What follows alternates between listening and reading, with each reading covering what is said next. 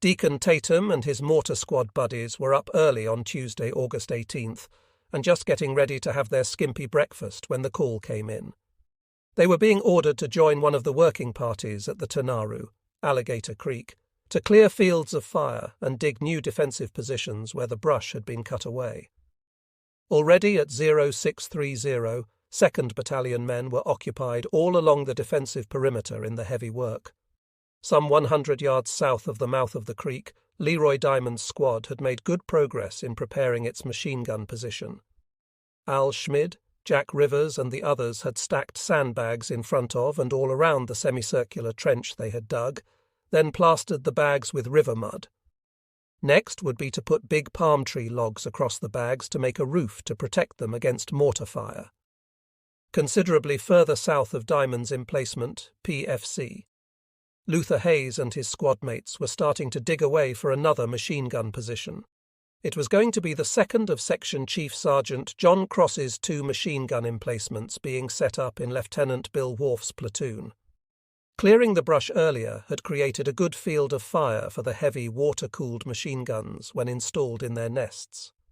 While Wharf's platoon was being relocated to the west bank of Alligator Creek, Captain Ferguson's other 2 machine gun platoons, under Lieutenants Hugh Corrigan and Bob Malloy, remained in defensive positions on the beach.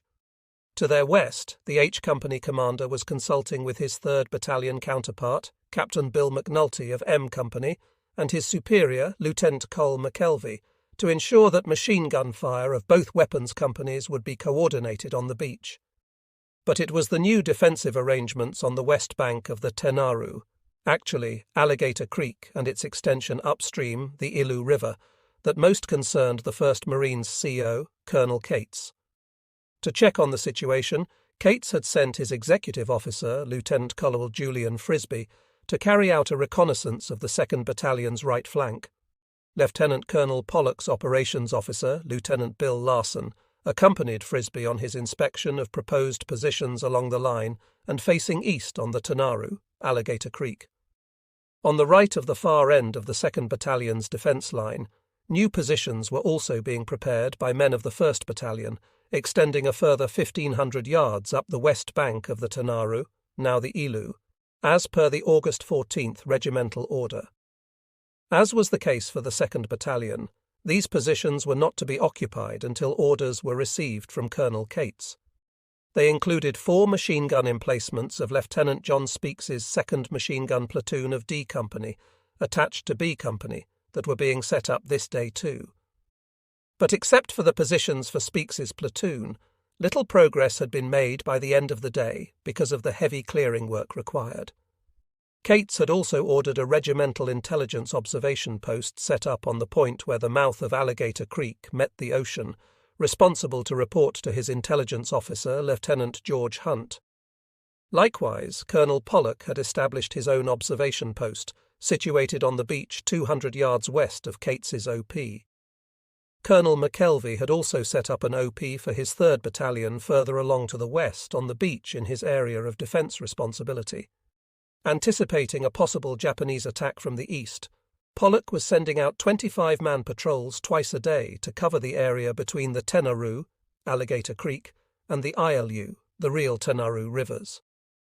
The men sent out at dawn this day had reported back at 1,000. At 14:30, the 2nd patrol headed out, but when it returned from its 2-mile trek eastward at 17:30, like the 1st patrol, it reported nothing of importance to Pollock and Larson. In one of the collapsible boats being towed by an Arashi motorboat, 23-year-old Sadanobu Okada, a clerk in Colonel Ichiki's headquarters detachment, was relieved to find that there appeared to be no American opposition to the landing. To his left, the Hagikaze was disembarking the 105 men of 1st Lieutenant Magozo Maruyama's 3rd Company, while next over, 1st Lieutenant Yusaku Higuchi from the Kagero was in a boat with part of his 1st Company. Battalion Commander Major Nobuo Kuramoto and his small headquarters detachment of 22 men were heading to the shore from the Tanikaze, with other boats from the destroyer carrying 90 of the 105 men of 1st Lieutenant Toshiro Chiba's 4th Company. The 4 destroyers were also landing 106 men of First Lieutenant Hideo Goto's engineer company, while 40 men from First Lieutenant Shigeneo Komatsu's machine gun company were also among those disembarking from the Hagikaze and Kagero, 20 from each destroyer.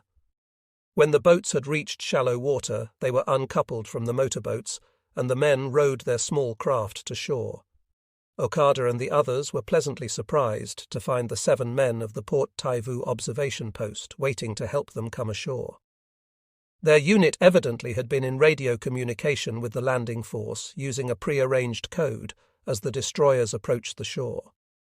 After all 600 men from the 4 destroyers had safely landed, the Hamakaze and Urakaze moved in from their screening positions in the second phase of the operation to discharge their 300 soldiers, while the first phase destroyers switched with them to take up flank screening duties. In the westernmost position for the landing, the Hamakaze began disembarking the balance of 15 men of Chiba's 4th Company, plus Lieutenant Komatsu with 49 of his machine gun company, 2nd Lieutenant Tetsuharu Hanami's 48-man battalion gun platoon and its 270 mm guns, 22 more engineers, and 15 more from headquarters detachment.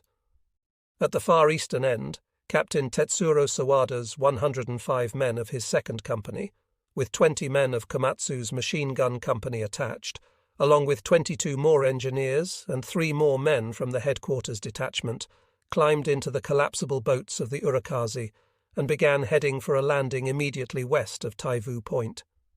By 0100, all the officers and men of Ichiki's first echelon were ashore, the 2-hour operation completed as planned. There were no casualties. Colonel Ichiki now requested the captain of the Arashi and the naval communications men at the Port Taivu observation point to radio headquarters at Rabaul that the landing was a success. He added that he intended to retake the airfield soon. Like the others in the detachment, Okada was in high spirits. They were all confident that they would annihilate the marine defenders instantly. After they had grouped on the landing area, Ichiki ordered his men to start out immediately for the west on a night march. There would be no rest period. Okada was not disappointed. He felt there was no need for rest, as they were already acclimated to tropic weather from their 2-month stay on Guam.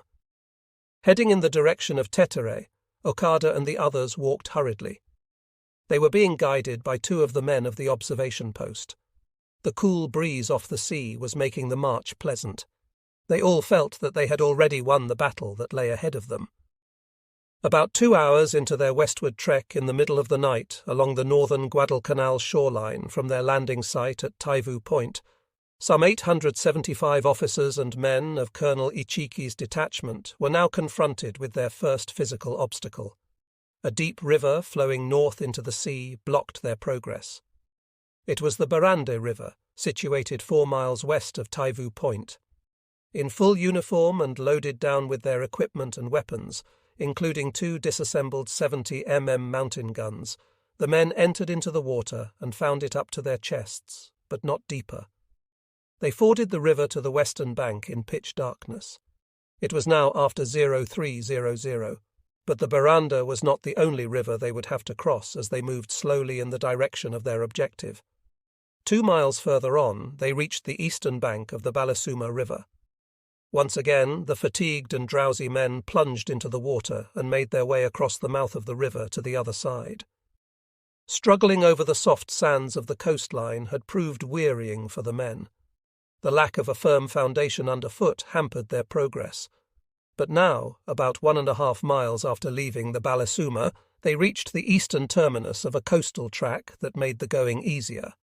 After proceeding along the track a further 1.5 miles, they found themselves entering an area they identified as Tetere. There, Colonel Ichiki decided to call a halt. It was somewhat before 0600, and day would soon be breaking. Ichiki didn't want to risk enemy observation of his conspicuous force by air or sea. He would let his men take a rest until evening. Dog-tired and fighting sleep after the nearly 5 hours' march from Taivu Point, they individually headed into the adjoining jungle out of sight of enemy observation, spread tarpaulins on the ground, and flopped down. But for Captain Yoshimi Shibuya, the rest would be brief. Colonel Ichiki had summoned the leader of his communications unit, as well as his battalion commander, Major Nobuo Kuramoto, and his engineer company CO, First Lieutenant Hideo Goto, to his temporary command post, set up under a large palm tree. There, Ichiki told them that he had decided to dispatch a large patrol to the Nakagawa area, what he called the area around Alligator Creek, to investigate the enemy situation and reconnoiter positions and the lay of the land. Then Ichiki outlined the organization he wanted for the patrol and identified officers he wanted to participate in it before giving Shibuya orders to plan for its departure at the earliest.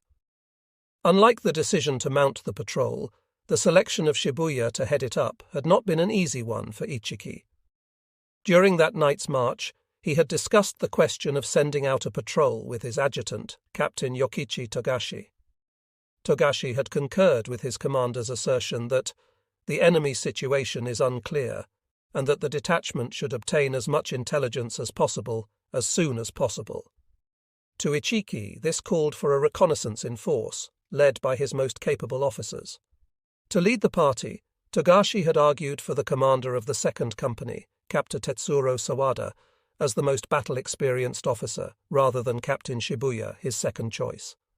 But both knew that the selection of Sawada would be opposed by Major Kuramoto, who would not want to risk losing his battle-hardened veteran of the 1939 Nomonhan campaign against the Russians. The battalion commander had Sawada in mind to succeed him should Kuramoto become a casualty in the fighting that lay ahead. In the end, Ichiki and Togashi agreed on Shibuya, who had also been at Nomonhan with the 28th Infantry, but who had missed most of the combat due to a head wound. Ichiki and Togashi had also decided who should lead the squads of the party that they had identified, and now discussed their selections and squad sizes with Shibuya, Kuramoto, and Goto. Shibuya himself was to take along 13 men from the wireless radio and wire communications, telephone sections of his communications unit. From Ichiki's headquarters staff, 2nd Lieutenant Kenji Matsumoto would head up a 5-man intelligence collection squad. The leader of the 1st platoon of 1st Lieutenant Yusaku Higuchi's 1st Company, 1st Lieutenant Shoji Tate, and 2nd Lieutenant Masami Hagyuda, 1st platoon leader in Captain Sawada's 2nd Company, would each lead 5-man reconnaissance squads charged with reconnoitering enemy positions at Nakagawa. A 3rd reconnaissance squad, also of 5 members, to be headed by Provincial 2nd Lieutenant Shigeru Wada, 3rd platoon leader of Lieutenant Goto's Engineer Company, would identify enemy positions while reconnoitering the lay of the land. 2 Navy men from the 81st Guadalcanal Guard Unit at Taivu Point, who had been attached to Ichiki's detachment, were chosen as guides. 2 military police completed the 38-man party. Other than Shibuya, none of the officers had any combat experience, although some of the men under them did. At 0830, Shibuya reported back to Ichiki and informed his CO that his reconnaissance party was ready to depart. Standing before Shibuya, Ichiki reminded him of the importance of the mission. They were to ascertain the enemy's strength and disposition in the Lunga area, propose the best approach route, and indicate a location from which the detachment should lead off for the attack. After assuring Ichiki that they would fulfill everything expected of them, Shibuya saluted and gave the order to set out to the assembled men, taking his place in the lead as they moved forward. After leaving Tetere, the 2 Navy men moved 20 to 30 yards out in front of the column to act as guides, being familiar with the Guadalcanal terrain. Shibuya had positioned Lieutenant Tate slightly behind himself, with Lieutenants Hagyuda, Matsumoto, and Wada strung out behind them with their men. Near the rear of the party were the 13 men of Shibuya's communications unit, with radios, telephone equipment, and spools of wire. Finally, the 2 military police were at the very end. Not anticipating any combat on the patrol, their only weapons, other than the swords the officers were carrying, were their 6.5 mm Type 38, 1905, or later Model 7.7 mm Type 99, Arisaka bolt-action rifles. It was 0700 this morning when Captain Charlie Brush at his A Company position to the south of the 2nd Battalion's Tanaru defence line gave the order to the 65 men of his combat patrol to move out. Following the same route as that of his patrol a week earlier, 2nd Lieutenant John Yakim and the 41 men of his platoon, along with 12 men from a machine gun section of D Company and 11 from the mortar section of a company's weapons platoon, began trudging along northwards on Alligator Creek's west bank. Shouts of, "You'll be sorry!" from the 2nd Battalion men in their gun emplacements taunted them as the patrol passed by. This isn't going to be a practice hike, PFC Hubert Stubb Morse in Yakim's bar squad reflected. When the men reached the mouth of Alligator Creek, they turned to the right, crossed over the sandbar, and entered the palm grove on the other side. At the head of the line, Daniel Puel, the purply-black head scout of Martin Clemens, and 3 other natives led the way as they moved along the sandy coastline, heading to the east. Concerned that his men were too bunched up, keen as they were to shoot the breeze and pass the latest scuttlebutt, Yakim yelled, "Keep down, out of sight, stay 5 paces behind each other." The NCOs joined in. "Spread out, 1 shell will get you all." As the morning wore on, the men, their bars and Springfield 03S constantly held at the ready, began getting tired. It was tough going with the loose sand seeping into their shoes and rubbing sore spots on their feet. Walking had become a real chore. We trudged along, cursing the heat, the insects, and the guy who dreamed up the whole damned deal, Stubb Morse recalled. As the sun rose higher in the sky, Morse and the others in Yakim's platoon became drenched in sweat while gnats attacked their eyes.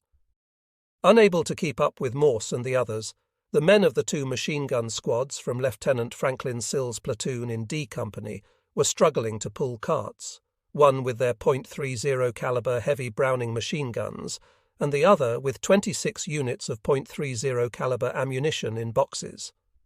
Unsympathetic, Captain Brush kept yelling at Siplal, Chet Sliver, one of the squad leaders, and his men to speed it up and keep pace with Yakim's platoon. Sliver wondered why Brush had ordered them to join his patrol in the first place, with their heavy defensive weapons, instead of his own machine gun squads from his weapons platoon with their light, air-cooled .30 caliber machine guns, so much better suited for an offensive operation. But soon, walking conditions improved somewhat when the native guides led the men a few yards off the beach and into the jungle, where a trail paralleled the shoreline. Although it was easier moving forward on this government track, there was little air circulation and the insects were proving worse. By noon, Morse and the others were foot-weary, bone-tired and hungry. Brush decided to call a break for chow. But before they could break open their rations, the native scouts told them that there was an orange grove about 2 miles further on. Yakim knew about it too. During his earlier patrol in the area, he had found the orange grove in a little village. The prospect of getting some fresh fruit was enough to get the men to their feet again and on the move with the approval of Brush and Yakim. Some 3½ hours after leaving Tetere, Captain Shibuya's reconnaissance party had covered only 3 miles in their trek westward. Since the government track that had led them into Tetere did not extend beyond the village, the 38 officers and men had no recourse but to make their way again along the sandy beach, which slowed their progress. Just beyond Tetere, they had been forced to cross yet another river, Kavaga Creek, and then about a mile further on, the Metapona River. Just after passing Volanavua on the other side of the Metapona, Shibuya noticed a village about 50 yards inland and decided to call a halt. His loaded-down men, weary and drenched in sweat, needed a rest. "The reconnaissance party will rest in that village for 1 hour," Shibuya announced. "We will eat our noon meal there. Tend to your feet." As the officers and men entered the village, they were surprised to find that not a single native was to be seen, although chickens and pigs were still there. It seemed to them that the inhabitants must have fled in a hurry, but almost all were too exhausted to dwell on the matter.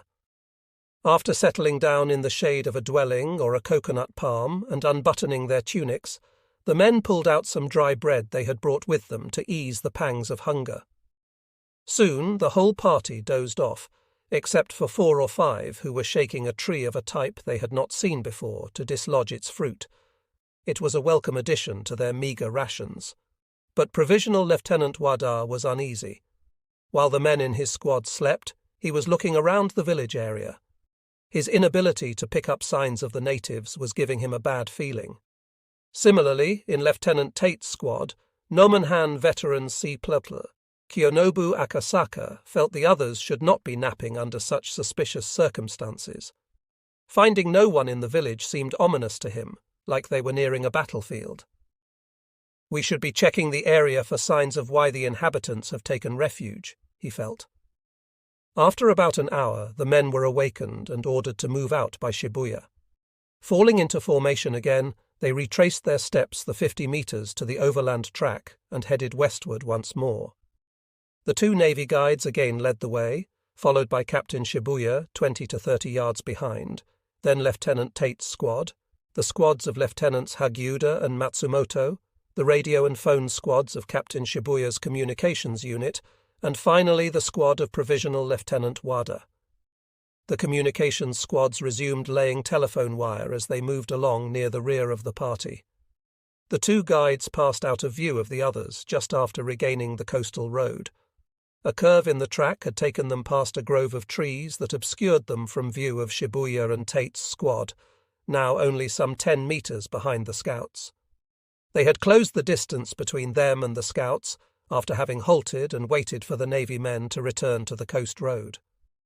About halfway to the village with the orange grove, 2nd Lieutenant John Yakim was leading the 8 men in his first squad under Sipulul.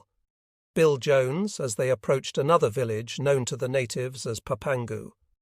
Suddenly, one of Clemens's guides, who had been scouting ahead of them, came running back to Yakim and excitedly shouted one word, "Japanese!"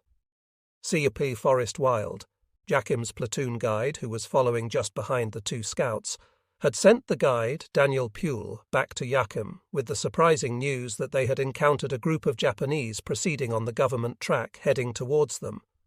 They had run into each other where the trail turned in a sharp elbow to their right.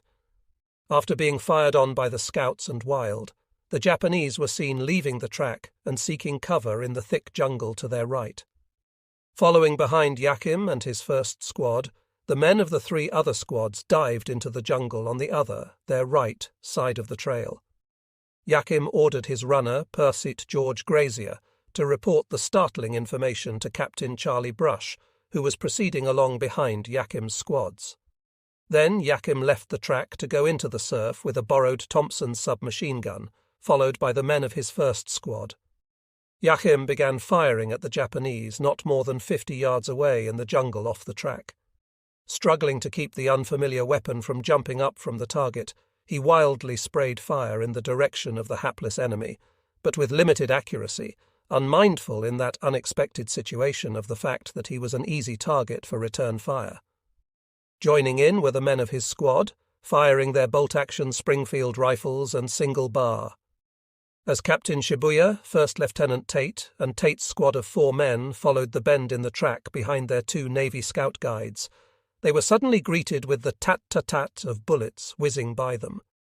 Corporal Akasaka instinctively yelled, "Enemy!" as the middle and rear ends of the reconnaissance party, about 30 to 40 meters behind, also began taking fire.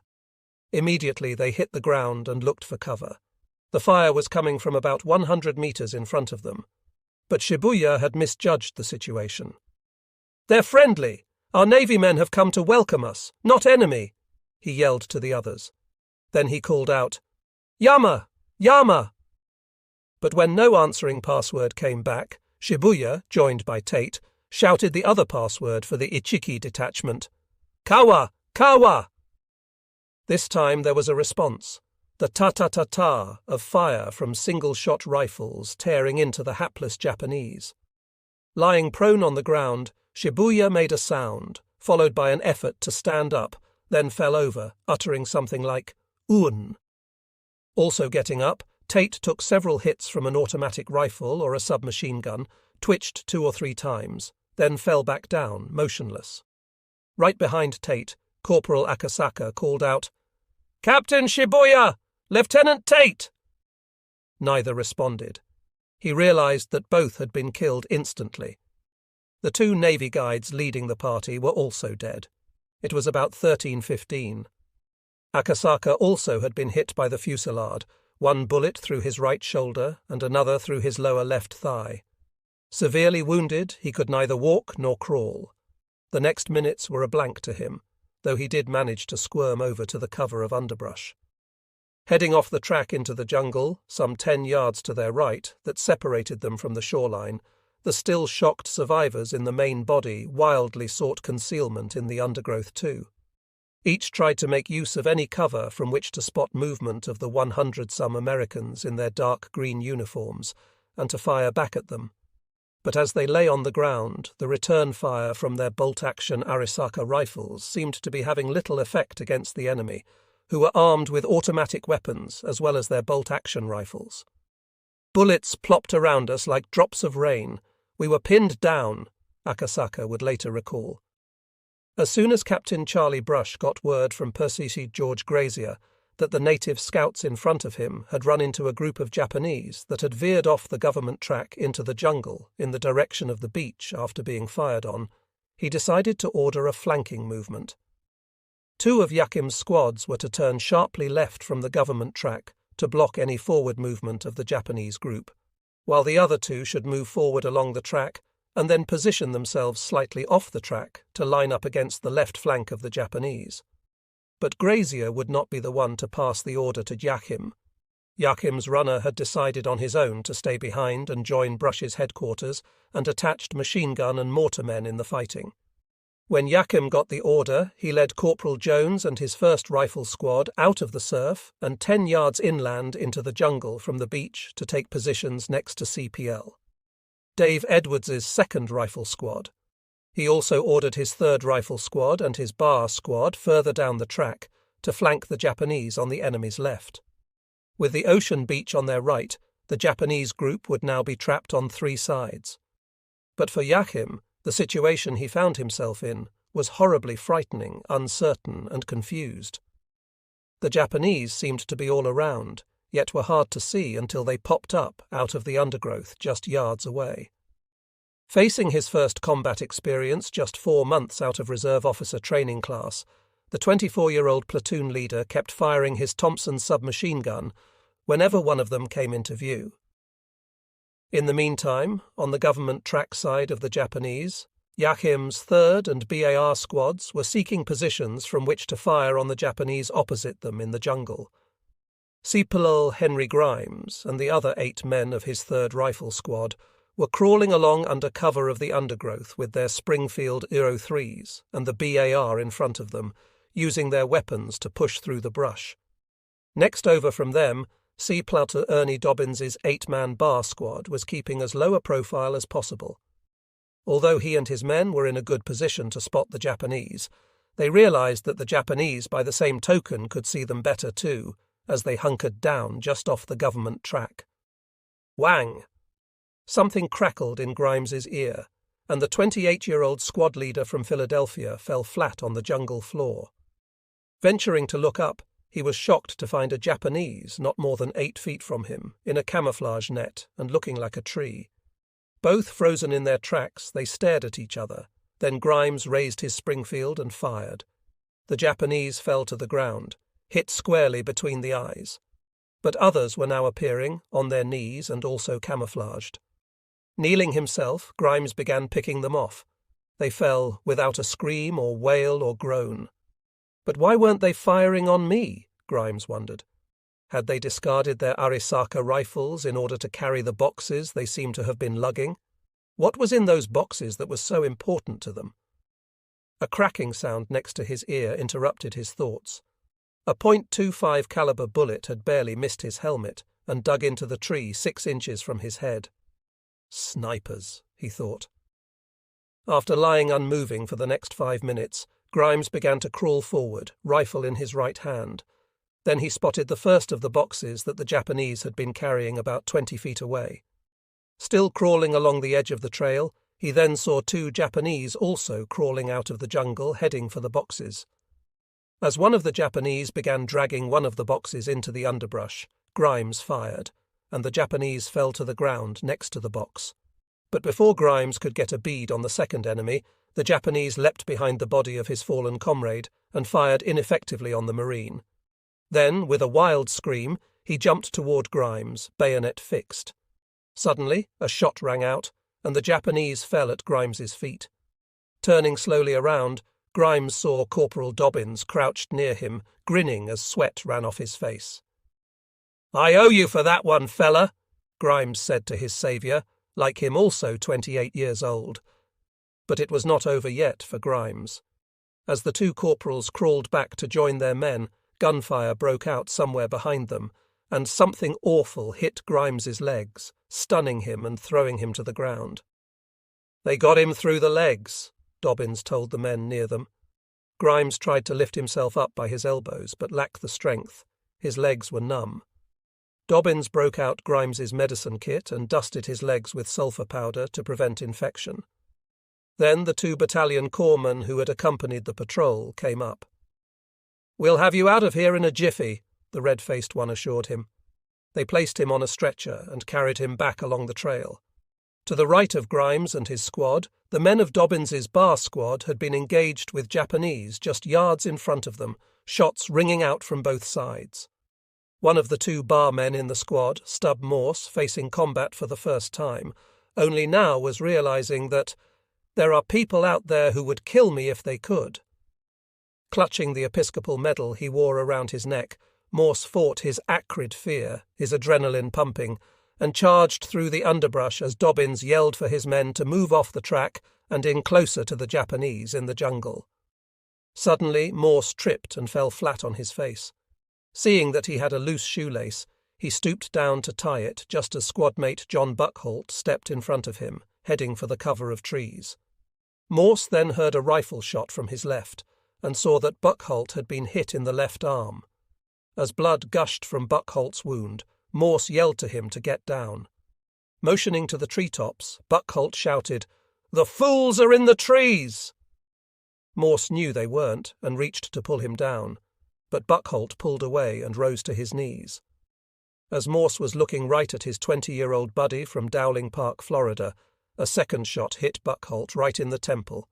He slumped back against the tree, uttered a little moan and died. In acute shock, Morse could not believe what had happened. He wanted to wake up and discover it was all a bad dream, to crawl into a hole and cry, to die himself and get it all over with. But his overwhelming desire was to kill the Japanese who did this to Buck. Not far from where Buckholt was shot, Assistant Squad Leader Bob Cutshall had come over to the side of his dying squadmate too, joined moments later by the squad leader. Like Morse, Dobbins almost went off his rocker with sadness and anger, screaming with his guts while at the same time asking the Lord for help. To his comrades around him, he called out for strength that was greater than our own to see us through. Driven by a nauseating, gut-wrenching hatred, Morse moved forward as his squad regrouped. He spotted the body of a dead Japanese. Someone had beat him to his ardent desire for revenge, he thought, assuming that this was the Japanese who had killed Buckholt. But just a few yards further on, he ran into another body, and this was that of a comrade. Purchit Charlie Major in Corporal Grimes's 3rd Rifle Squad was lying on the jungle floor with a hole in his back. A Japanese bullet had opened him up, along with a can of corned beef hash in his pack. Fortunately, the wound, extending from his back to his right shoulder, was not fatal for the 17-year-old kid from Kentucky. With the loss of Buckholt, Dobbins's regrouped Bayar squad was now down to 6 men, 4 riflemen and the 2 Bayar men, not including Dobbins himself. It seemed to them that the Japanese were now throwing firecrackers at their buddies on the other flank to torment them. These were the shots that the squad had heard. But now, on an order to his squad, Dobbins and his men shifted their position to circle around to the right flank of the Japanese group, cutting off the enemy from any possibility of escape eastwards, the one side that had still been open to them. "Crossfire!" As soon as the order was received, Dobbins directed his squad to commence firing. Stub Morse at one end and Henry Kent at the other opened up with their bars, sweeping the target area from right to left, then left to right from their 20-round magazines in a criss-crossing pattern, while the squad's 4 supporting riflemen between Morse and Kent let loose with single shots from their .03 rifles. The chub-chub-chub of the .30 caliber fire from the BARs filled the air, intermixed with the cracking sound of the Springfields. There was no return fire from the trapped Japanese, who apparently were overwhelmed by the devastating firepower of the BR squad. To Dobbins, it was like shooting on the range that we had practiced over and over again on manoeuvres. He was proud of his squad for its teamwork. His men performed like a well-oiled machine. Pinned down with the other 5 men in their wire communications section near the tail of the Shibuya Reconnaissance Party, PFCs, Yuichi Masako and Tadao Katayama decided to try to reach a low place outside the line of the enemy's flanking fire. It was about 1350. However, just as they began to make their move, a rifle bullet pierced Katayama's helmet and penetrated his skull. Without a word being uttered, his head slumped down to the jungle floor, his body lifeless. Masako rose up slightly and began returning fire, joined in by 2 comrades nearby, LG, PFC Hikotaro Yamada and PFC Shigeo Nakahashi, both of whom appeared to Masako to be in a trance-like state. But every shot they fired with their Arisaka bolt-action rifles seemed to result in 20 bullets in response from the Americans. Then, just after Nakahashi was raising his arm to fire, he suddenly threw back his head and looked up to the sky. Masako could see a hole in the left side of Nakahashi's chest, blood rushing from it and dyeing his uniform red. "PFC Nakahashi, hold on!" Masako called out to him. It seemed to Masako that Nakahashi gave a slight nod in response, then he moved no more. Masako knew that his comrade was dead. Leading Private Yamada was also dead, turned over and lying prostrate behind Masako. It appeared to Masako that anyone hit by a bullet would throw back his head and fall stretched out on the jungle floor. The volume and intensity of fire from the enemy was simply too great. Even as the return fire from the others in the reconnaissance party gradually was decreasing, there was no let-up of fire from the Americans. Behind the 2 communications sections, at the very end of the Shibuya party's column, Provincial 2nd Lieutenant Shigeru Wada and the 4 men of his reconnaissance squad had heard someone yell, "Disperse! Take cover! Fire!" at the outset of the fighting. But with their backs to the sea after moving off the track and the enemy on their flanks, Wada knew that the advantage of position was against them. Now, some 30 to 40 minutes later, 2 of Wada's men lay dead, his squad leader, Ciplo Hiroshi Mizuno, and Lilji Perset Takeshi Someya. Besides himself, only PFC, Katsujiro Tamano, was still able to keep fighting. "We are all doomed," Wada thought. There was no doubt in his mind that the officer reconnaissance party was being overwhelmed by the superior firepower of the enemy. Just as this conclusion sank into his head, a bullet struck Wada's right shoulder. The young platoon leader from Ichiki's engineer company fell backward and hit the ground, in acute pain with his shoulder pierced all the way through. Little by little, in small movements, PFC. Yuichi Masako had managed to crawl to the beach from the location in the jungle where his wire communications section comrades lay dead, but now he was being fired on again.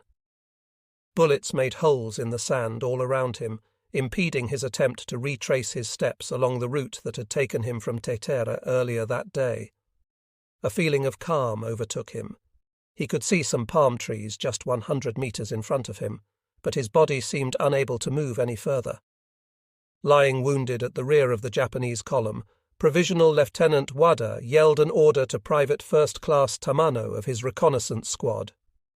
"PFC! Tamano, go back! Report to the detachment commander that we are being wiped out!" Wada screamed. When Tamano remained immobile on the ground, intent on continuing to fight, Wada repeated his order. "Your duty now is not to die here, but to make the report. Do not let your life be wasted." Finally, Tamano responded and began crawling towards the beach, trying to evade American gunfire. After Tamano departed, Wada was left all alone. Should he remain on the ground and face an ignoble death, or get up and, despite his wounds, attempt to charge the enemy in a more glorious way to end his life. Wada rejected both courses of action. He would try to escape and take refuge in Koli village. With bullets flying all around him, he began creeping up towards the beach and managed to reach it safely.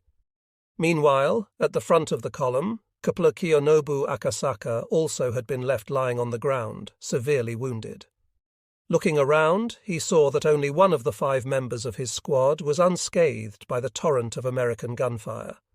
Like Wada, he realized that someone should report back to Colonel Ichiki with the report of the destruction of the reconnaissance party, and he himself was unable to do so. But when he yelled to Lodja Posat Masamitsu Okuno to report back about the death of Captain Shibuya and First Lieutenant Tate, Okuno barked back, "Okuno stays to fight to the end!" Only when Akasaka repeated his order did Okuno comply and begin making his way cautiously up to the beach. With the departure of Okuno, Akasaka began to reflect on his own situation. Was he going to accept death like this, waiting to be dispatched by the enemy? Or should he try to prolong his life to go down fighting in a future battle instead? His left leg was useless, but with his right leg and one hand, Akasaka began with great effort to drag himself toward the beach. Keeping below the level of American gunfire, he avoided being spotted, and after crawling some 300 meters, he reached a thick growth of low palms and shrubs. Akasaka erased the marks he had made in the sand and crawled into the bush. Suddenly he heard Americans talking loudly among themselves as they approached his hiding place. "If they find me here, I'm done for. I'll be captured," he thought, sweat streaming down his body. But the enemy soldiers passed by, then turned and came back, and finally withdrew towards the site of the fighting. His terror giving way to relief, his body drained of strength, and oblivious to the pain of his wounds, Akasaka fell asleep. With no more return fire, it seemed to the men of Yashim's platoon that the Japanese group had been wiped out. The sudden engagement had only lasted 51 minutes. However, concerned that other Japanese might be lurking in the jungle nearby, Captain Brush decided to post security to the east and south. He also put in a radio call to regiment with the news of the encounter and the successful outcome. Assured that the 2 medics accompanying his patrol were already attending to the wounded, Brush now cautiously moved into the Japanese pocket. His men following him were to thoroughly search the bodies of dead Japanese for personal belongings and documents. As Stub Morse in Yakim's bar squad carried out his grisly duties, he ran across a body among a small pile of cartridges and a couple of BR magazines. Shocked, he realized it was his old boot camp buddy, PFC, Jack Gardner, like Morse also a barman. Morse knelt down to touch Gardner's face, then threw up. The wet he felt under him was Gardner's brains. The top of his head had been blown off. Morse now had personally experienced 2 dead among his platoon comrades, Gardner and Buckholt. He did not know of the death of a 3rd until the casualties were toted up. Yakim's runner, Pitt George Grazier, who had remained behind with Brush after being sent by Yakim to report running into the Japanese party, had been shot and killed when he had run out on the exposed beach to fire on Japanese in the jungle, who had pinned down Yakim's 2 squads on the left flank of the Japanese. Morse also knew first-hand of the wounding of one of the men, Pursuit Charlie Major, who had been hit in the back by a rifle shot. He now found out that Corporal Grimes in Yakim's 3rd Rifle Squad had also been wounded, hit in both legs, as had PFC. Bill Watts, shot in the left foot. But none of these men had suffered life-threatening wounds. With 6 casualties among its 42 men, Yakim's platoon had suffered 14% losses. The 2 native scouts assigned to Yakim, who had participated in the flanking operation, Gumu and Beato, were also missing. None of the men in the units attached to the patrol, 11 in Brush's mortar platoon and 12 in D Company's machine gun section, had been hit by Japanese fire. Perhaps because of the suddenness of the engagement, Brush apparently never ordered them to set up their 2 mortars or 2 heavy machine guns to join in with the assault on the Japanese party. When the gruesome task of locating and examining the bodies of the fallen Japanese was completed, Platoon Guide Forrest Wild confirmed to Brush that there were 33 dead. With 4 identified as officers, Brush realized that this was no ordinary patrol. There were too many officers for its size. Such a heavy participation of officers suggested a singular importance for the party. Except for 2 Navy guides, they all had the 5-pointed star on their caps or helmets, showing that they were members of the Japanese army. And they all wore fresh uniforms, a sign that indicated that they had only been on Guadalcanal a short time.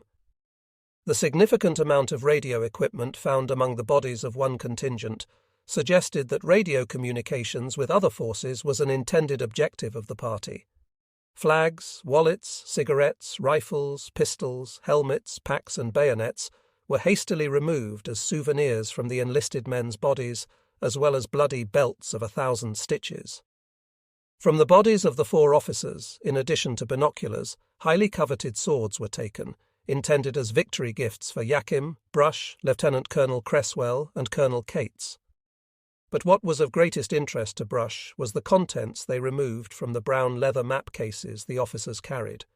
In particular, a map taken from the highest-ranking officer, a captain, startled Brush. Though he couldn't read Japanese, he could figure out that it showed the positions of the Marines at their defense perimeter on the Tanaru, Alligator Creek, and upstream the Ilu, in surprising detail. That, and other maps retrieved, showed our weak spot all too clearly. No defence at all to the right of Cresswell's 1st Battalion on the Upper Tanaru, ILU. As successful as the engagement with the Japanese party had been, Brush was concerned that nevertheless he had not completed the mission he had been ordered to carry out. He thus now intended to continue moving with his men eastward and attack the Japanese group at Taivu, the assigned target of his patrol. Only afterwards would he then return to the defence perimeter to file a report and turn in the documents they had rifled from the map cases. He would leave a squad behind to protect the wounded and send a runner back with information about the engagement. "We can't do that," Yakim protested. "We've expended half our ammunition, we have 3 wounded guys, and we have all this information. And what if we have more wounded? How are we going to bring them all back? Shouldn't we turn back?" Yakim questioned. Accepting the reasoning of his platoon leader, Brush dropped his plan of action. He would end the patrol now and send a runner ahead immediately to the perimeter with the Japanese documents. Instead of readying themselves for further combat to the east, the men would prepare for the long trek back to the perimeter. Shallow graves were now dug for the bodies of Grazier, Buckholt and Gardner. In lowering their comrades into the holes, the men left their boondockers sticking out to aid in the anticipated recovery effort. In order to transport Grimes, a stretcher was rigged from a poncho and cut saplings. The other 2 wounded men, Major and Watts, were considered walking wounded, and thus not to be carried in such makeshift means of transport. With the native scouts Pule and Viru leading the way, the men of the Brush Patrol began picking their way through the jungle on their return trip to the marine perimeter. Alongside Captain Brush, Pule had been scared stiff during the fighting, but now he was more concerned about the other 2 scouts who had been with Yakim on the patrol. Both Gumu and Beato were missing. Some of the men were carrying captured weapons, gear and ammunition, including swords taken off the bodies of the 4 Japanese officers killed in the encounter. The 2 Navy corpsmen along on the patrol, assisted by 2 of the Marines, were lugging a poncho, 1 man on each corner in which the body of wounded C. Pleel. Henry Grimes was making the poor substitute for a stretcher sag in the centre. With his men exhausted, grimy, dirty, feet blistered, Captain Brush would have felt justified in his decision to leave the bodies of Buckholt, Grazier and Gardner behind in their shallow graves, instead of asking 12 of the men to haul their dead comrades back in 3 more ponchos. He must have realized, however, that he was going against Marine Corps tradition of no man left behind. Despite the long and arduous trip back, no one was complaining. The men took gratification from the knowledge that they had performed well in their first combat. As he dragged along, Seapool Ernie Dobbins was even humming, particularly proud of the work of his bar squad. But he was not oblivious to the possibility of encountering more Japanese, and he kept his eye on the trees along the route, his Springfield 03 at the ready. Although severely wounded in both legs, Corporal Grimes was feeling no pain as he lay in the poncho. In fact, he was surprised to find that he had no feeling at all in his legs, as he explained to the red-faced medic of the two helping to lug him. The medics reassured him that he'd be okay again after they had gotten him to the division hospital. "How do you feel, Grimes?" someone asked who had come up alongside him. Turning, Grimes realized his questioner was Captain Brush himself. "Okay, sir," he replied. "That was a nice job you did out there on those Japanese," Brush added. His curiosity taking over, Grimes asked, "What was in those boxes they had anyway?" "Radios," Brush replied. "Shortwave radios and powerful ones too." He opined to Grimes that the Japanese he had fired on were part of a radio call party, evidently intent on setting up at the Tanaru. At the bivouac area of the Ichiki detachment at Tetere, the security guard thought he heard a voice calling for the detachment commander. When another guard told him that he had heard the cry too, the two of them headed out in the direction of the call. At about 20 yards from the government track, they spotted a single soldier staggering from side to side in their direction, rifle in his right hand. Approaching him, they heard him gasp, "Detachment Commander Ichiki, the officer reconnaissance party has been destroyed." "What? You say the reconnaissance party has been destroyed?" The two stunned guards responded. With one guard supporting the soldier with an arm under his arm and the other putting his arm around the soldier's waist, the two half-carried the runner as they headed to detachment headquarters. Other men of the detachment stood off at a distance, striving to hear what he was still calling out. When Lildi Piyade Masamitsu Okuno, tottering and out of breath after his almost 6-mile sprint from Koli, appeared before Colonel Ichiki, he attempted to present arms but was unable to do so properly. Gulping water from the canteen proffered him by a comrade, Okuno then heaved a deep breath and tried to give his report to Colonel Ichiki. It was about 15:30. Okuno told his commander that Captain Shibuya's reconnaissance party had encountered enemy that he estimated as numbering about 100 men, and that Shibuya and Lieutenant Tate had been killed almost immediately. The others had dropped to the ground but were being picked off one by one, outgunned by the Americans. When his squad leader, Corporal Akasaka, was hit in the leg and lay wounded, he had ordered Okuno to report back to the detachment commander. Also listening to Okuno's report, Sergeant Sadanobu Okada of Ichiki's headquarters staff could see the shocked and worried look in the detachment commander's face as the magnitude of the disaster was laid out by Okuno. Ichiki had always been regarded by his men as a loving father, and now he had apparently sent more than 30 of them to their death. It was clear that he now felt that his plan to send out Captain Shibuya and the others in the party without adequate weapons with which to defend themselves had not been well considered on his part. But Okuno was not the only one of Shibuya's reconnaissance party to report back. PFC Katsujiro Tamano of Provisional Lieutenant Wada's squad from the engineer company now also arrived at the bivouac site, ordered back by Wada. But since Colonel Ichiki already had the report of Okuno, Tamano sought out First Lieutenant Goto of the engineer company to give its commanding officer an account of what had happened to Wada's reconnaissance squad at the hands of the Americans, as he had experienced firsthand. However, he explained that he did not know the fate of Wada, last seen lying on the jungle floor with a severe shoulder wound. After the immensity of the disaster had sunk in, Colonel Ichiki quickly decided to take action. He would dispatch an emergency force in company strength to rescue any survivors and send medics to treat any wounded. His adjutant, Captain Togashi, was ordered to have Battalion Commander Major Kuramoto and Chief Medical Officer Captain Takatomo Tasaka report immediately to him for instructions. When Kuramoto had been briefed by Ichiki on the purpose of the mission, he informed his commander that he would immediately send First Lieutenant Yusaku Higuchi's first company to carry out the task.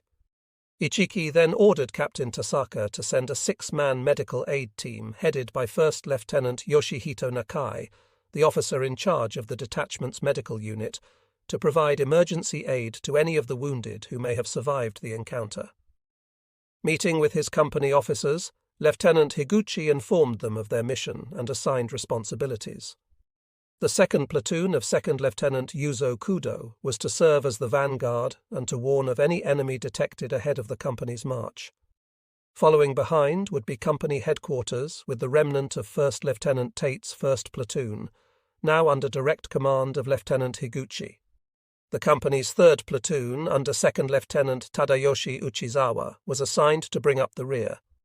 Just as Lieutenant Higuchi prepared to leave with his company on its rescue mission, he was approached by the adjutant of Kuramoto's battalion. 1st Lieutenant Naoyuki Kondo suggested to Higuchi that he leave behind any of his men who were in poor physical condition, including any with sore feet. Higuchi agreed and authorized Kondo to go among his men and select those who should be sent back with him to battalion headquarters. It was now 1600 when Higuchi gave the order to head out to the Koli site of the Shibuya disaster. In ranks of 4, the column began marching in the blazing sun from their Tetere bivouac, heading west. Shortly before Higuchi's company left, 1st Lieutenant Nakai, a graduate of Hokkaido University Medical School, had led out his 5 medic enlisted men for the same destination. After Higuchi's men passed from view, Colonel Ichiki ordered all remaining units of his detachment force to assemble at Major Kuramoto's battalion headquarters. There, Sergeant Sadanobu Okada, attached to Adjutant Togashi, began to read the order that Ichiki had prepared and given to Okada to present. It set 1700 as the hour for moving out, with Lengo as the destination. The passwords were to be Uni, sea, and Riku, land. Okada then read out the order of march. Captain Tetsuro Sawada's 2nd Company in the lead. Major Kuramoto's battalion headquarters. 1st Lieutenant Toshiro Chiba's 4th Company, Colonel Ichiki with his detachment headquarters, 1st Lieutenant Shigenao Komatsu's machine gun company, 2nd Lieutenant Tatsuharu Hanami's battalion gun platoon, 1st Lieutenant Magozo Maruyama's 3rd Company, 1st Lieutenant Hideo Goto's engineer company. On receiving their orders, the men reported to their respective units and began preparing for the march, chatting among themselves. Right on schedule at 1700, while it was still daylight, Captain Sawada led the detachment out of its bivouac area. In ranks of 4, the men began their march in a long column, with their first stop Koli, where they were to meet up with Lieutenant Higuchi's company before continuing their westward movement. When the men of the brush patrol reached the mouth of the real Tanaru River in late afternoon, after their slog westward from Papangu, they found 2 trucks waiting for them on the government track. The 2 runners that Captain Brush had sent back to the perimeter after the encounter with the Japanese had been told to request transport for his 3 wounded to Division Hospital and to deliver the captured Japanese documents to headquarters. The other men also boarded the trucks, but in the absence of a road going south from Alligator Creek, they would have to be dropped off at the creek's mouth and return by foot down the west bank to the 1st Battalion's bivouac area. By dark, the truck transporting CPL.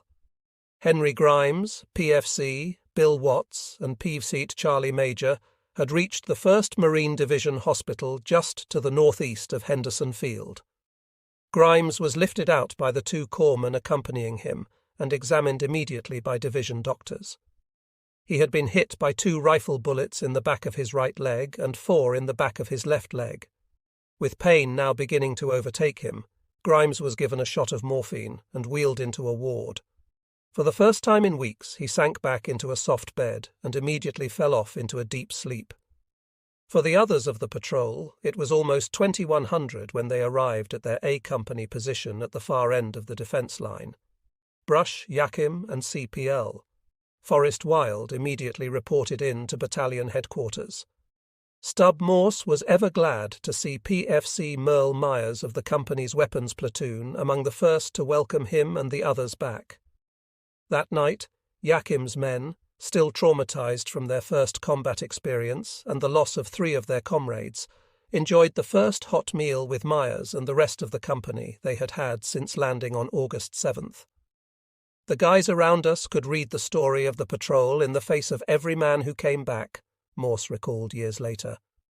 With 2nd Lieutenant Tatsuo Tanaka and his 3rd Platoon leading the way as the advance guard, Captain Tetsuro Sawada's 2nd Company, ahead of the other units of the Ichiki detachment, was moving along in ranks of 4 through the coconut groves bordering the long and narrow coastal road in late afternoon of August 19th, heading westward from their bivouac area at Tetere.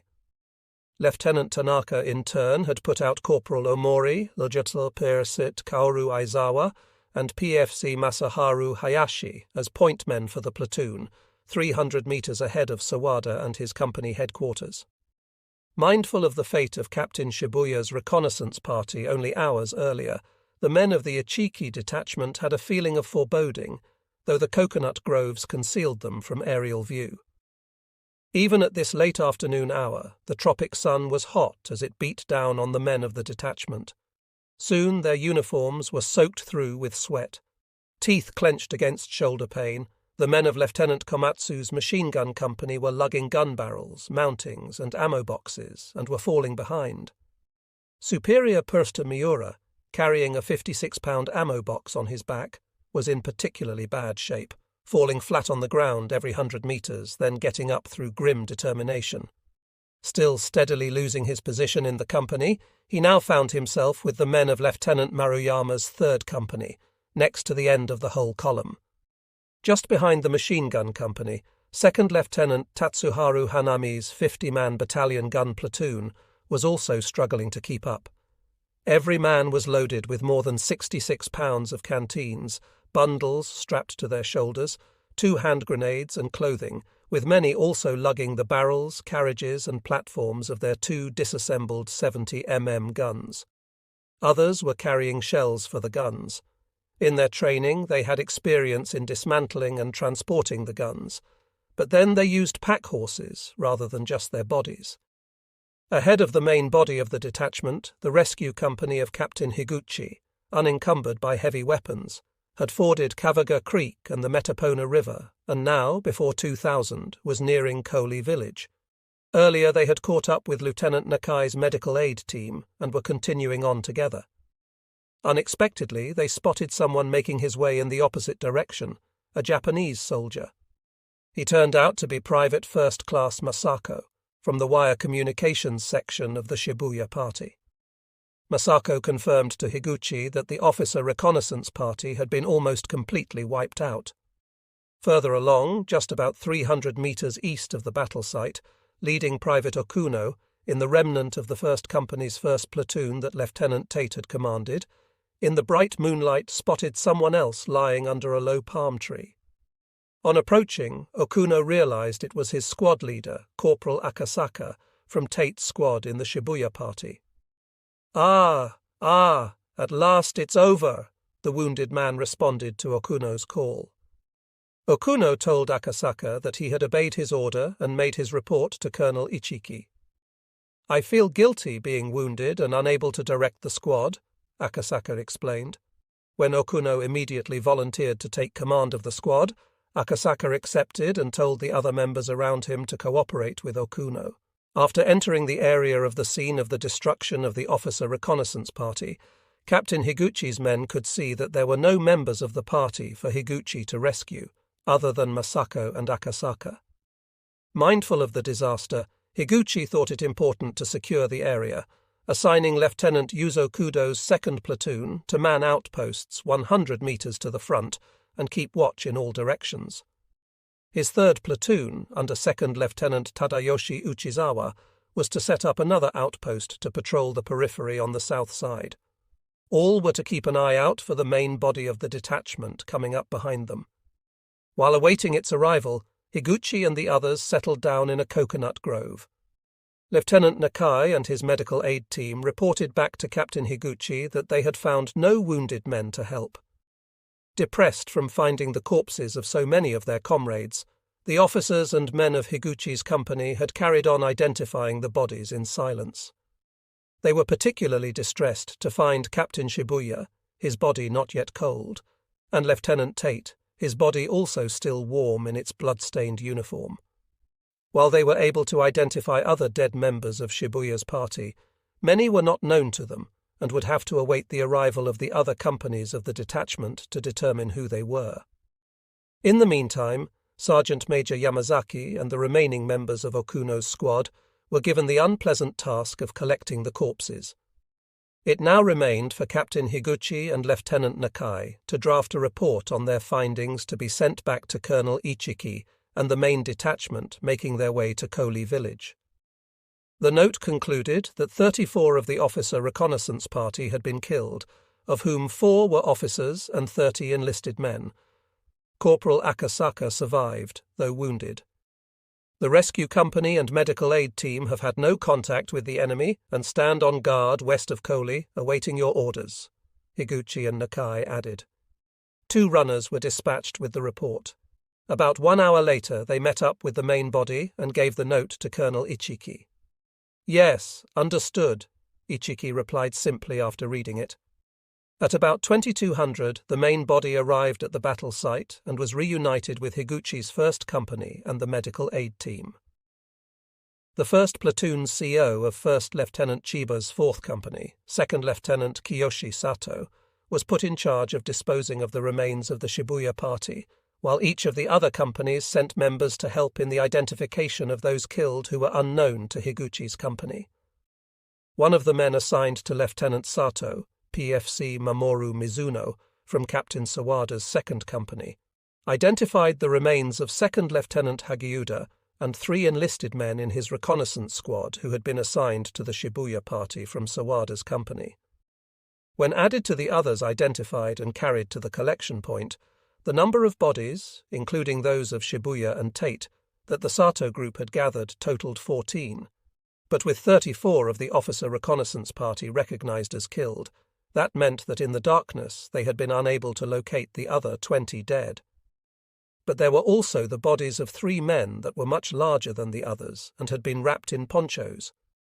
When they examined the remains more closely in the light, they realized that these were the corpses of American Marines, not Japanese. They concluded that the Marine commander had left them behind in making a hasty return to the Marines' defensive position. After the gruesome task of collecting the bodies was completed, Captain Sawada's company again led off as the Ichiki detachment continued its night march to the west. Left behind was Lieutenant Sato's platoon, charged with guarding the collection site and burial of the bodies in the morning. The young officer posted 2 sentinels at the site, as well as a security detail around his platoon's bivouac area. Sleepy and tired, Sipuli. Tomoteru Asahi in Higuchi's company, which was following directly behind that of Sawada, was leading the 14 men under him through the jungle, so dark that it was difficult for them to see ahead. The younger of his charges were practically falling asleep as they moved forward, becoming separated from the others. Asahi decided to have them tie a white towel to a strap on their backs as a guide for the men behind them, while others held hands to help them keep going. Fording the Nalimbiu River at Koli Point, the detachment moved southwest down the coast to a location just beyond Makil village, which they referred to as Lengo. It was now about 04:30 as the men flopped down for the remainder of the night. Captain Sawada set up his lead position and had his men dig an anti-tank ditch in front of them as protection against any possible American tank attack. They reckoned that they were now only 10 kilometers, 6 miles from their objective, the airfield. Less than 4 miles down the coastline southwest of Ichiki's bivouac area, Private Jim Couch, an 18-year-old from Power, West Virginia, and his 8 G Company comrades were on outpost duty that night on the west bank of what they thought was the ILU River, actually the Tanaru. Under G Company's Plat Sergeant John Robinson, who was lugging a radio, they had left the 2nd Battalion's defence perimeter 1 hour before sunset and, on arriving at their designated position after dark, had dug 2-man foxholes. 1 man in each foxhole was to be awake at all times. It was very late into the night when Couch and the others began to hear noises and see lights from time to their east. Were there Japanese way in front of them? But as the hours dragged on, no one approached their position. Shortly before daybreak, Couch and his foxhole buddy started to crawl back in pitch darkness to join Robinson behind them for the return to their lines. But just as Couch reached Robinson's hole and started to whisper, "Sergeant Rob," a .45 pistol was jammed right in his face. "My God, Couch, I almost shot you," Robinson blurted out. He apologized to an unnerved Couch as the squad began heading back. When Couch and his squad arrived back at their G Company positions that morning, they found that their company and the others in their 2nd Battalion were all on alert. Colonel Cates had given the regimental order to Lieutenant Colonel Pollock at 0400 before daybreak. It was clear that Vandergrift's headquarters was reacting to the report of the brush patrol submitted to it the night before. At Vandergrift's command post in the early morning of Thursday, August 20th, the 1st Marine Division commander and his staff were reassessing their position. Captain Sherwood F. Moran, the division's Japanese language translator, had gone over the captured documents and maps rushed to him by Captain Brush the previous afternoon and provided Vandergrift with translations. The material was valuable in estimating the Marines' numbers and situation, including the location of their defences. But it did not provide Vandergrift with the crucial information he needed: the size of the main Japanese force that had landed, or their plans for future attacks. It was apparent to Vandergrift and his staff that an attack in force was imminent. They judged it more likely that the Japanese would strike overland from the east rather than directly from the sea against the Marines' beach defences. However, there was concern that the force to the east might merely be an advance element covering the arrival of a larger force landing on the north beaches. The possibility of a combined approach remained a concern.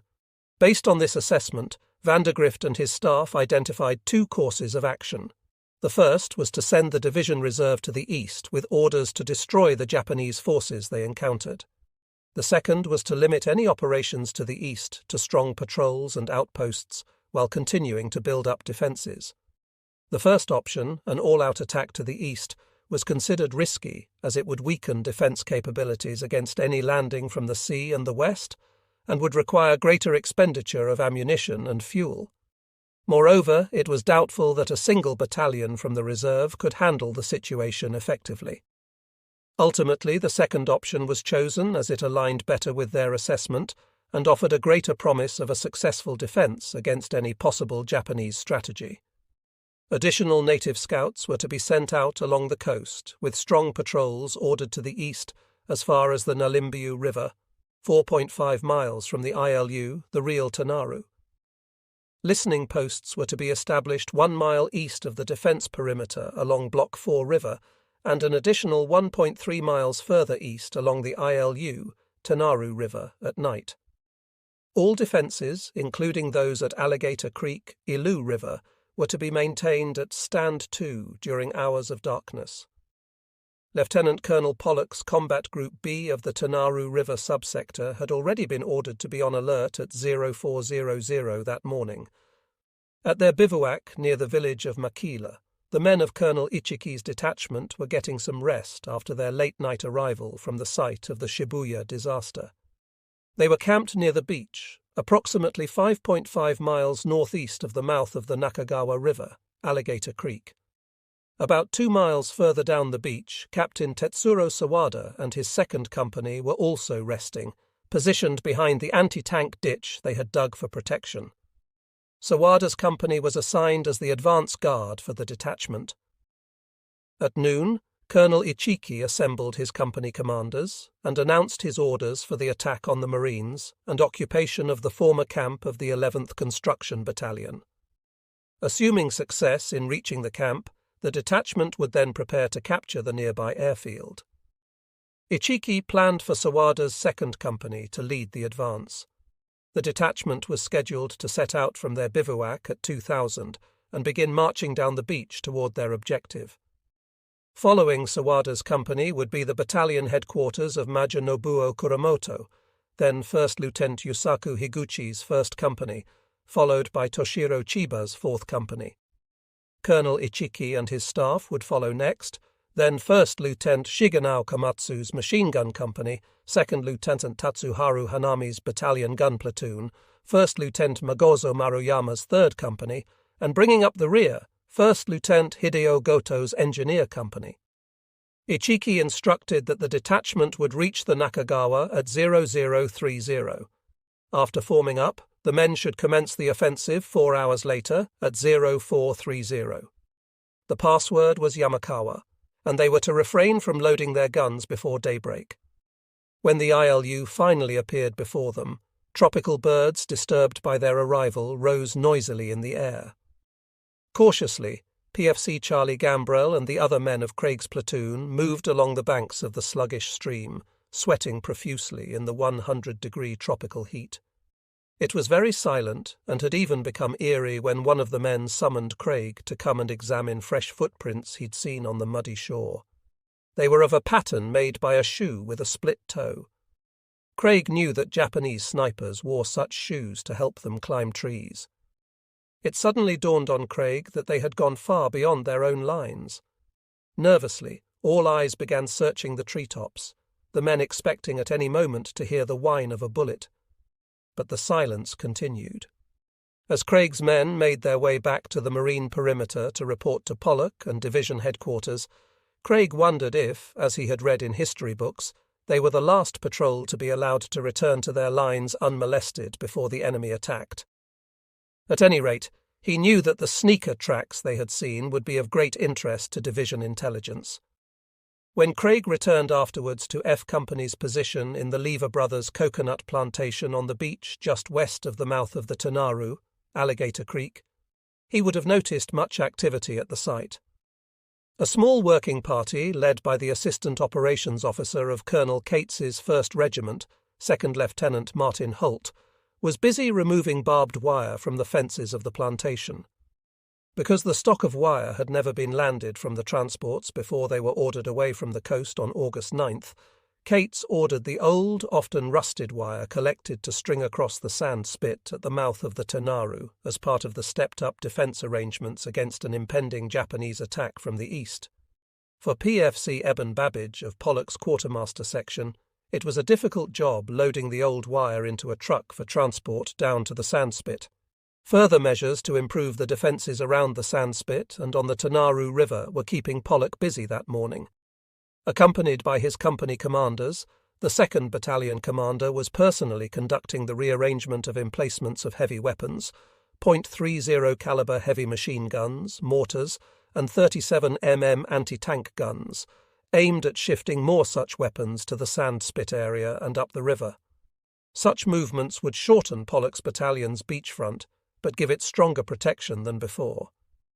Earlier work on the west bank of the Tanaru had created sufficient positions to permit the movement of one of his 3 infantry companies to occupy them in case of need. On the beach in the area assigned to 2nd Lieutenant Hugh Corrigan's H Company, 1st Platoon, Lucky Lecky and Lou Jurgens were grumbling as they began to take apart their .30 caliber heavy machine gun. Nearby, their buddies Wilbur Bud Conley and Bill Smith were also disassembling their own gun. Their 2 squads had been ordered by Corrigan and Acting Platoon Sergeant Frank Stewart to shift their guns past the sandspit and up the Tanaru River to a new defensive location. As they prepared to move out by foot, Jurgens, his arms and legs stretched out, positioned the heavy iron tripod of the gun across his back, while Lecky hoisted the barrel up on his own shoulder. Others in their machine gun squad picked up the water cans and ammunition boxes and, joined by the men in Conley's squad, lugged their number 3 and 4 guns toward the sandspit, where they found men of the 1st Special Weapons Battalion sandbagging a 37 mm anti-tank gun. Turning right to head up the Tanaru, they encountered Al Schmid and Jack Rivers of Lieutenant Bill Wharf's sister, 3rd Platoon, busy oiling their own .30 caliber heavy machine gun. After going past still another heavy machine gun, paired with that of Schmid and Rivers, and passing a bend in the river some 150 yards further upstream, the 2 squads arrived at the gun site that their H Company's Master Gunnery Sergeant, James Gunny Blallock, had chosen for them. Lowering their heavy burdens to the ground, Corrigan's men, sweating and assailed by mosquitoes, ants and flies, began to dig the emplacement for Conley's gun. It was now too late in the day to start work on the 2nd emplacement for Jurgens's gun, nor was there time to cut logs for the roof of Conley's dugout. Lecky and the others of Lieutenant Corrigan's section of 2 squads did not know that further upstream another machine gun section of 2 squads was also digging an emplacement for their own .30 caliber Brownings that afternoon. At the request of his H Company commander, Captain James Ferguson, 2nd Lieutenant Bill Whorf had moved a section of 2 squads of his platoon with its 2 heavy machine guns up the Tanaru about 500 yards south of the sand spit to a position picked by Ferguson on a small rise, with open land about 50 feet from their position and the river.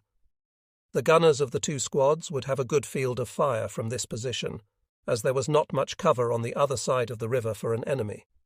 Under section leader Sergeant James Cross, the 8 men of C-Pillable Bill Wright's No. 10 machine gun squad and the 8 of CPL. Perry Fridley's No. 9 squad to Wright's left were hastily digging emplacements for their paired guns that would ensure some protection across the front of the gun pit, but there was not enough time left to provide overhead protection.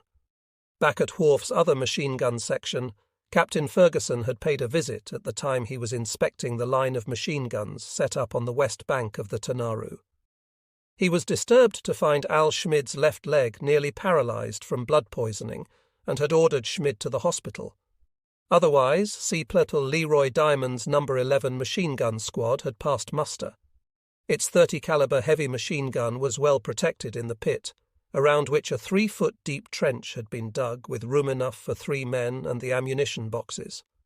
There were sandbags on each side and in front of the gun, with coconut logs on top, covered with additional sandbags.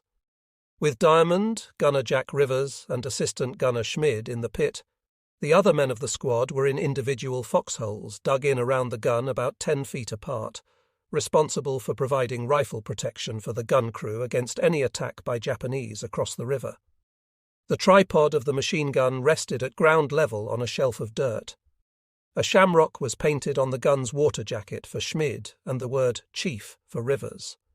On each side of the gun, pointing out an opening below the log roof, final protective line stakes were stuck into the ground to serve as guides to the distance the gun could traverse left and right when its locking device was released, should no one of the gun crew be able to see to fire the gun.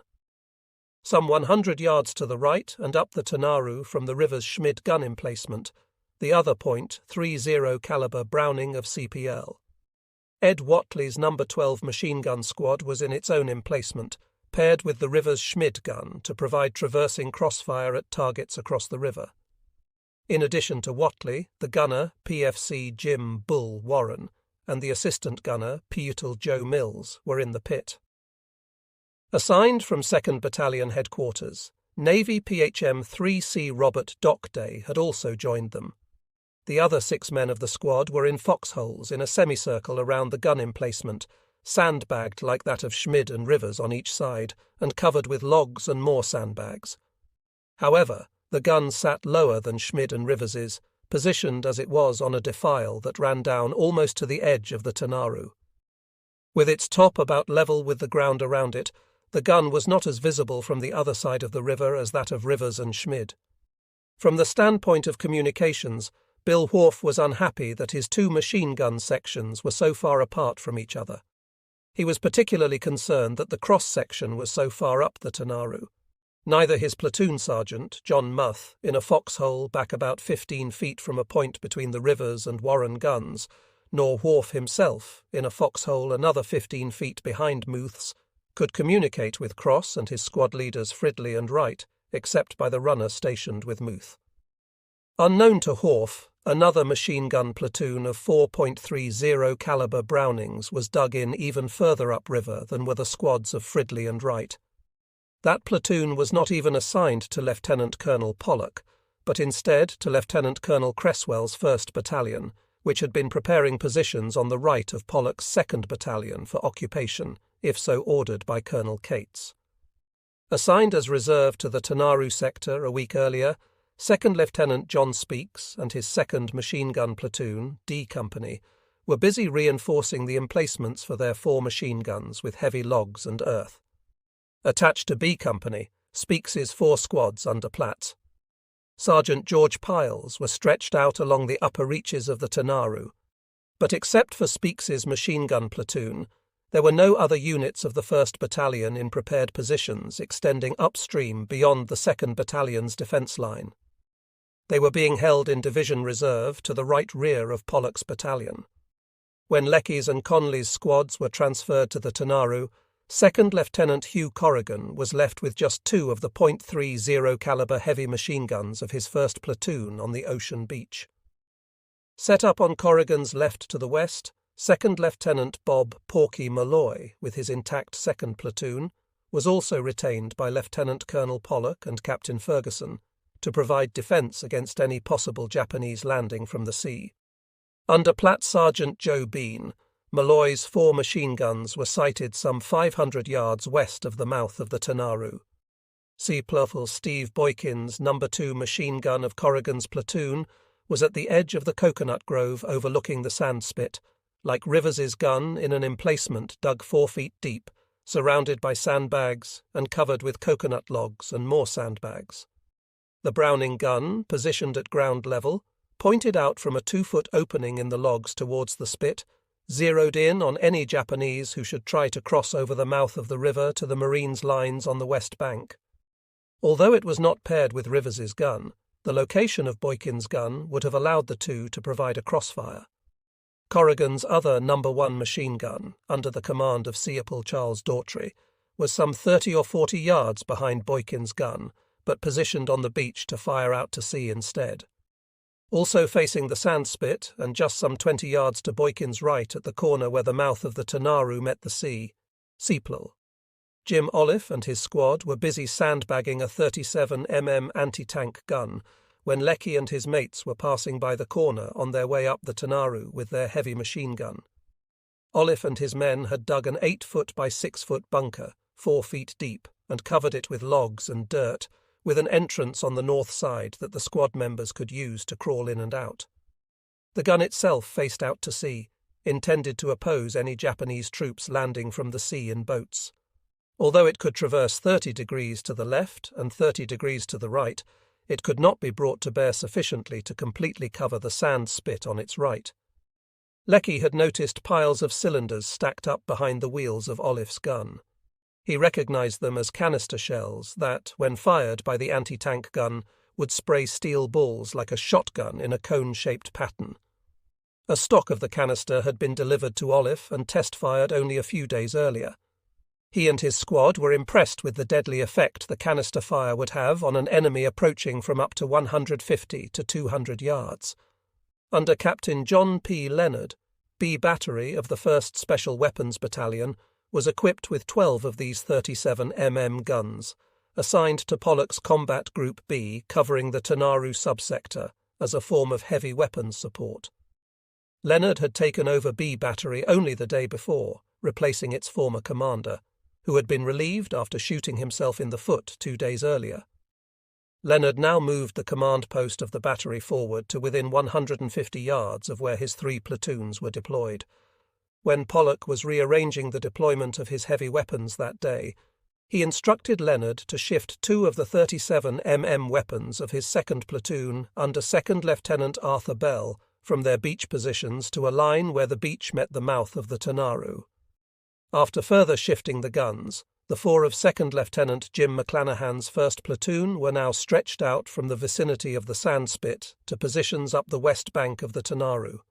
The 437s of 2nd Lieutenant Jim Beatty's 3rd platoon were left by Pollock and Leonard on beach defence, positioned to the left of the other 2 guns of Lieutenant Bell's platoon, also still on beach defence. Just to the right of Olive's gun, Seopal Glenn Campbell and his squad had prepared an emplacement for their own 37mm gun, like that of Olive also under Lieutenant McClanahan's command. As the first of the anti-tank guns sighted up the Tanaru from the mouth of the river, it was pointing out across the sand spit and supplied with its own stock of canister shells. On Campbell's far right, PFC Elmer Slim Fairchild, in a 2-man foxhole he shared with his assistant gunner, Purohit Angelo Catullo, had positioned his 50-caliber air-cooled machine gun at the lip of the foxhole with just minimum forward protection. Between each pair of the 37mm guns, the battery had provided such a machine gun to defend the anti-tank gun crews, in addition to a similar 30-caliber light machine gun. To Fairchild's right, Cipriano Gaetano Mazzarella had prepared an emplacement for his own anti-tank gun, the 4th one in McClanahan's platoon. In addition to those of the 1st Special Weapons Battalion, Lieutenant Colonel Pollock had a 37mm gun of his own battalion that he had also shifted to the riverbank defence.